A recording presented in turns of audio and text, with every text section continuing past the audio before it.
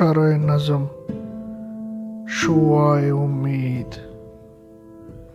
سورج نے دیا اپنی شعاؤں کو یہ پیغام، دنیا ہے عجب چیز، کبھی صبح ہو کبھی شام۔ مدت سے تم آوارہ ہو پہنائے فضا میں، بڑھتی ہی چلی جاتی ہے بے مہری ایام۔ نئے ریت کے ذروں میں چمکنے میں ہے راحت، نئے مثل صبا طوف گلو لالہ میں آرام۔ پھر میری جلی قدِ دل میں سما جاؤ، چھوڑو چمنستان و بیاباں و در و بام۔ آفاق کے ارگوش سے اٹھتی ہیں شعاعیں، بچھڑے ہوئے خورشید سے ہوتی ہیں ہم آغوش۔ ایک شور ہے مغرب میں اجالا نہیں ممکن، افرنگ مشینوں کی دعائیں سے سیہ پوش۔ مشرق نہیں گو لذت نظارہ سے محروم، لیکن صفت عالم لاہوت ہے خاموش۔ پھر ہم کو اسی سینہ روشن میں چھپا لے، اے مہر جہاں تاب نہ کر ہم کو فراموش۔ ایک شوخ کرن شوخ مثل نگہ ہور، آرام سے فارغ صفت جوہر سیماب۔ بولی کہ مجھے رخصت تنویر عطا ہو، جب تک نہ ہو مشرق کا ہر ایک ذرہ جہاں تاب۔ چھوڑوں گی نہ میں ہند کی تاریک فضا کو، جب تک نہ اٹھے خواب سے مرداں غرق خواب۔ خاور کی امیدوں کا ہی خاک ہے مرکز، اقبال کے اشکوں سے یہی خاک ہے سیراب۔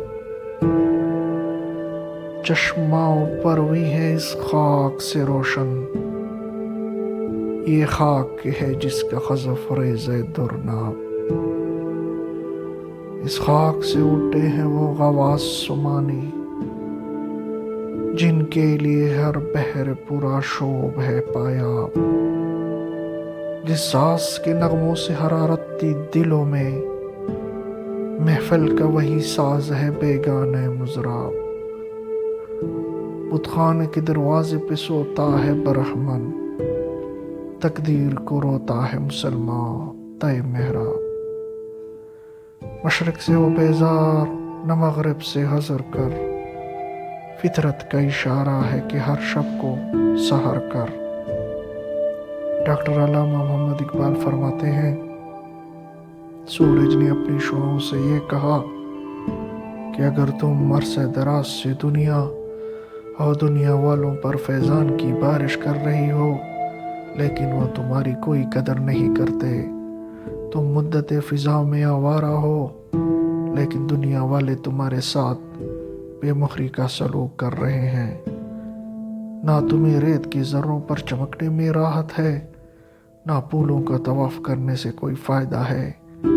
اس لیے تم سب کی سب چمنستان و بیابان و باغات پر فیض سماوی نازل کرنا بند کر دو اور میری آغوش میں واپس آ جاؤ۔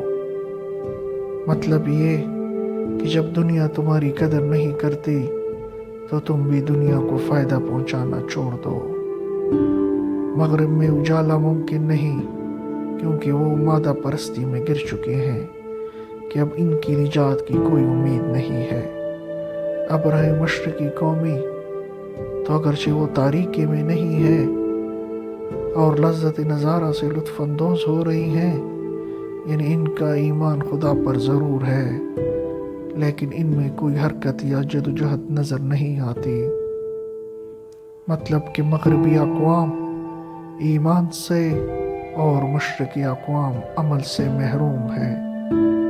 اندری حالات شعاعوں نے سورج سے کہا کہ اے آفتاب، واقعی اس دنیا میں ہمارا چمکنا بے سود ہے، تو ہم کو ضرور اپنے سینے میں پوشیدہ کر لے۔ جب شعاعوں نے یہ بات آفتاب کی خدمت میں عرض کی تو ایک شعاع نے، جو چمک میں تو حور کی آنکھ کو شرماتی تھی، اور بیتابی میں سیماب سے بھی بڑی تھی۔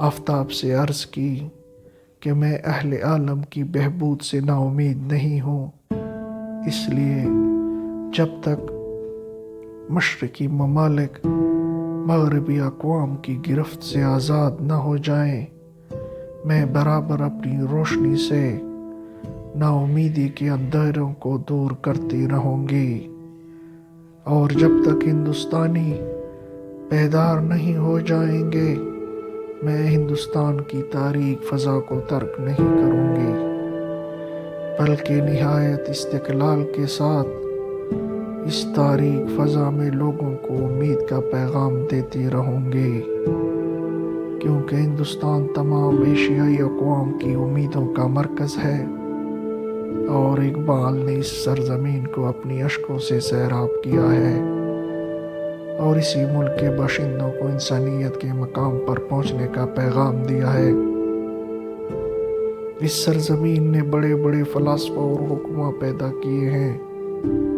افسوس ایک زمانہ تھا کہ ہندوستان کی محفل میں مذہب کا ساز بڑی دلکشی کے ساتھ بجتا رہتا تھا، اور ہندو اور مسلمان دونوں اپنے اپنے مذاہب کے پرستار تھے اور دلوں میں خوف خدا رکھتے تھے۔